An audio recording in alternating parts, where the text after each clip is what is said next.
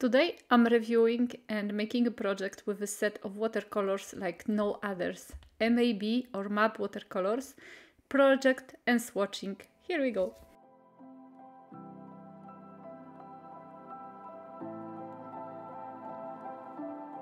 Hello everyone, it's Asia Marquet, Lemon Creation, and today I'm making for you a project with a beautiful MAB watercolors.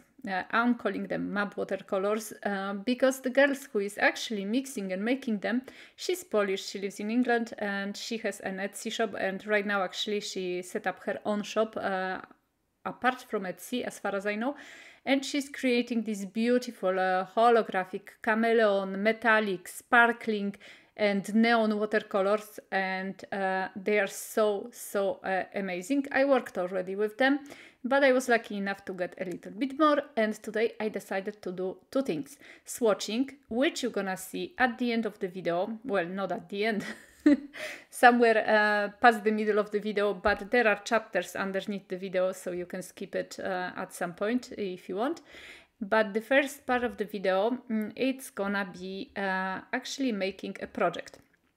So I'm gonna be watercoloring today, and I showed you she is selling the watercolors either in the boxes or as a small dots, which are super cool. I actually love the dots because like that they don't cost that much, and on top of that, you know, you can always, they are like samples, you can always try and see what you have.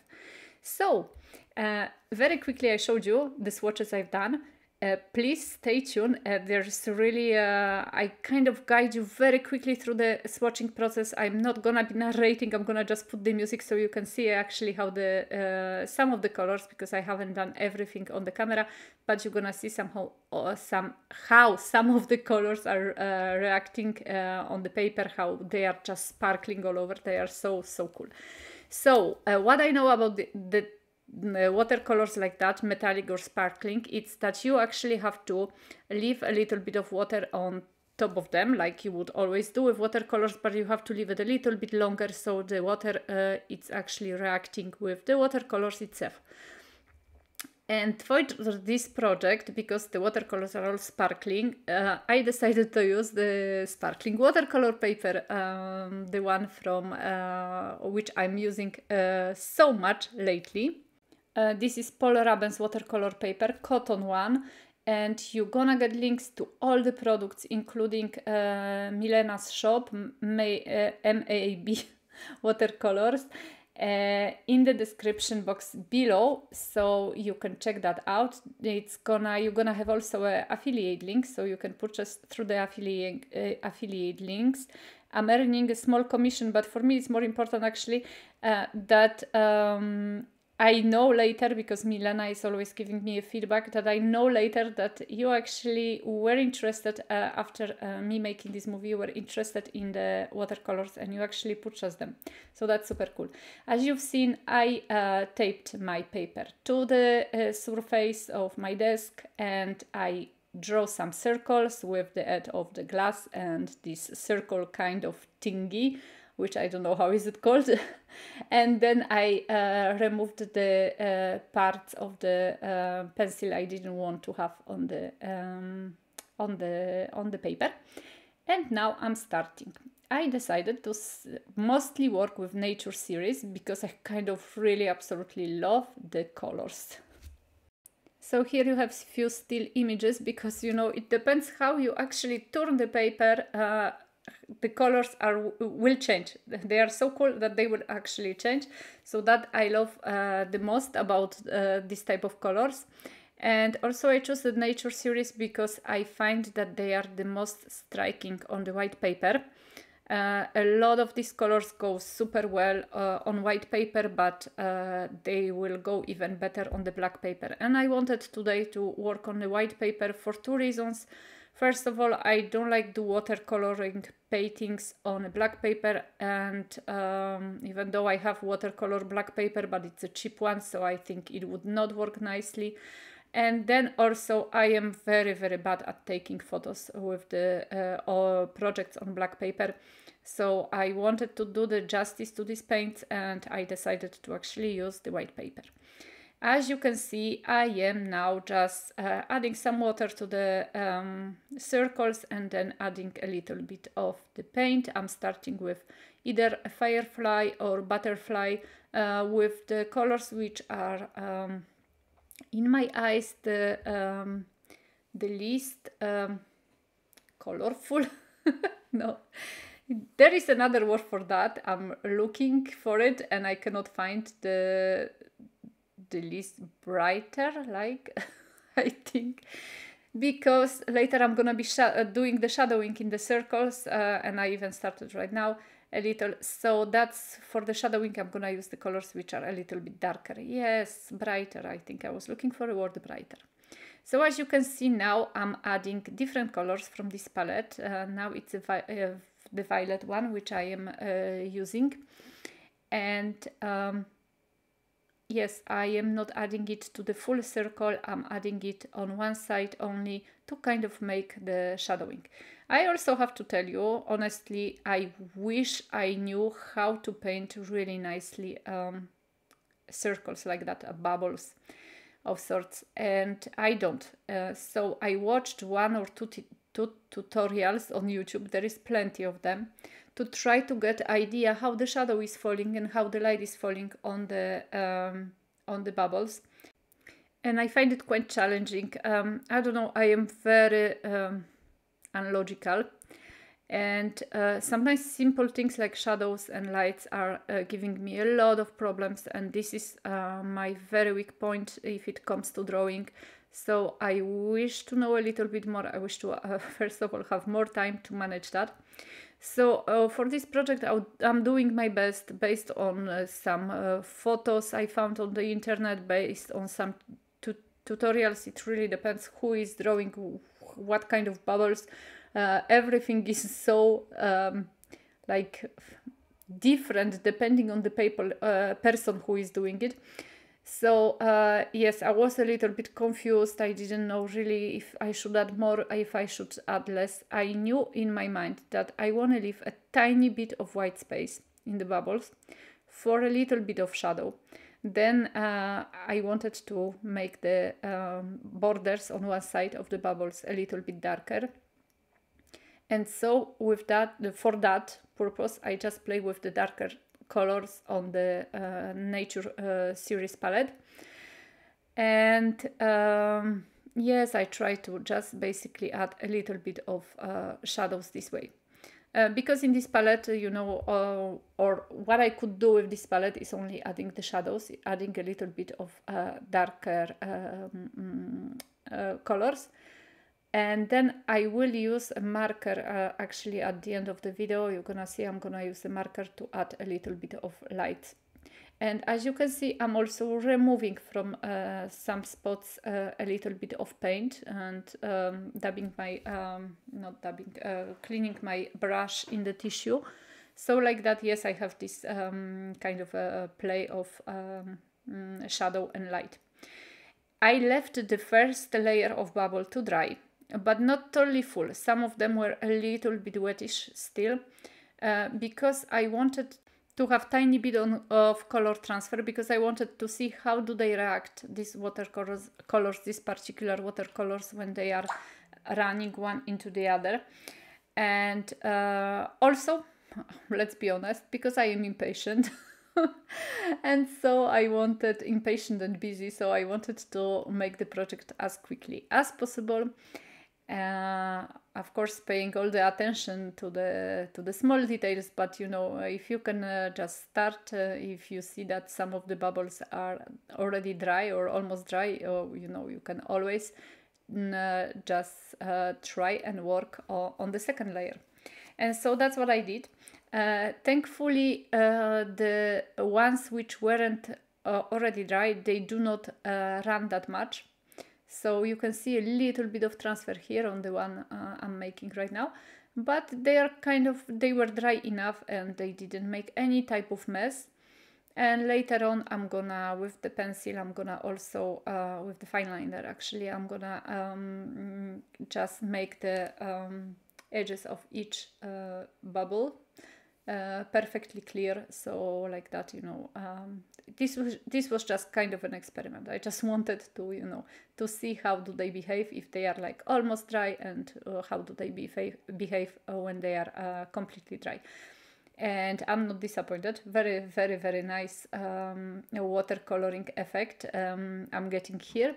And it's so actually unjust that you cannot see, because it depends how much you bend your head and from which side you're looking at the drawing, because it actually changes the color. And that's why I did this small video here, so you can see that the colors are actually changing. So this is super, super cool. I have also these 3 extra pans, and I'm gonna be using Vivid number 6 to once again show the, or show is not a good word, but just make the edges where, to me, the shadow is falling a little bit more prominent. So that's what I'm doing with this Vivid color. I actually absolutely love it. I think it's one of my favorite watercolors. So here I'm only adding a little bit of shadows on, as you can see. I'm not making the contours of the circles all the way the same, because that's what I learned, you know, by watching these few tutorials. I still don't really learn enough. I'm far from it, but I know one thing, that you have to just, to make it more realistic, you have to play with the light and the shadow. So that's basically what it is, and I am really experimenting here. At this point I switched off all the videos. I didn't have any photos on my computer to have a reference. I was just thinking, trying with my eyes to see what am I missing, what should I add, where did I overdid something, because that can happen also. But watercolors are this way so forgiving, so even if you add a little bit too much, you can always take it out with a little, you know, with a little bit of water. So this way is so cool. And I made these traces. I'm not sure if they are actually not too harsh, but at the end I added a little bit more traces, and basically it was like a play, like a child's play, basically, to make these circles. At the beginning of this video I was actually thinking to make to cover the whole page with a color, with a watercolor. And 1 or 2 colors, and then make on top of that the bubbles, or you know, paint the bubbles on top of that. But I didn't want, because I thought that the purpose of this video is actually to showcase you the MAB watercolors, and I think that wouldn't work. So that's why I wanted to do it on the white paper. But then at the end of painting these bubbles, I realized that the page is quite empty. So what do we do when we have an empty page? We do a splatter, at least I do. And it looks much, much better straight away. And I look at my swatches, and I decided to go with a little bit of gold or golden color, and add a little bit of lines. Because apparently also you can do that when you do the bubbles, so that gives you a little bit of shine and a little bit of depth. So yes, that's what I'm trying to do. A little bit of them, not too much. I'm using one. The first one I think is Golden Crown, but you're gonna see it on the swatches later on. And then I took my Ohuhu Fineliners, which are actually waterproof, but at this point I don't care, because I knew actually I'm not gonna be adding any more water, but I wanted to make, I don't know, again I think it's a contrast I'm making here, you know, between the bubbles and the white space. I thought that you know, I need to add them a little bit of contrast. I need to kind of grant them by making the line, you know, all over the circle. And of course, at some point, like halfway through, I realized that, silly me, the task would be much better if I actually take out the masking tape and be able to move the paper freely. So if you're taking out the masking tape, please take it out at an angle and away from the paper. And I don't know if you've seen, but at the very beginning, before I put actually masking tape onto the paper, I glue it first to the surface of my table. Like that, I'm pretty sure that later on it will get out of the paper much easier. It won't break the paper. So now when I can actually move the page around, my circles are more like, you know, like circles, not like just, you don't know, scribbles on the paper, because it was quite hard to make the borders with the pen when I couldn't move the paper around. And now I took my acrylic marker, white one, and with this one I am adding a little bit of white, how do you call it, I'm not sure, white marks, just to show you that there would be a place when the sun will fall. So like that, you giving the depth once again to your bubbles. And one more trick I learned a long time ago, but I still don't master it. It's to use a watercolor pencil, like this one is a Stabilo All or Stabilo All, and add a little bit of water to ground once again the circles onto the paper by giving them a little bit of shadow which is falling on the paper. And because I do not master it, I did it quite delicately. So, you know, I don't have the big white, black places, you know, of the shadow which doesn't fall the way it should. I still have to work on it. I know that the sun is falling. You always have to decide from which point the sun is falling. In my case, the sun is falling from the top right corner of the paper. So that's why I have a shadow on the left bottom of the balls, but still, or bubbles. But still, it's quite hard for me to manage all of that correctly. So that's why I am a little, you know, it's taking me time. But either way, I found that the colors work so nice with the bubbles. I think if I made the bigger one, it would be even better because they would take more place on the paper and it would just kind of fill up the paper better than the small ones. But look at that, guys. The watercolors are really magical, and if you like the shine, that's something for you. And so the nicest part of this is the fact that it actually really changes the color. It shifts. It's like a color shifter, these watercolors, and it depends which side. Look at that. Depends which side you're taking a look, and all of that changes. It's so beautiful and such a pleasure to work with. So as always, I'm giving you all the links to all the products in the description box below. If you'd be so kind, if you decide to purchase, if you use my affiliate links, as I said, I will get a small commission, but I would like to just know that actually what I'm doing, and I'm sure Milena, the owner of MAB Watercolors, she would like to know as well if the videos I'm making are having any impact on her shop.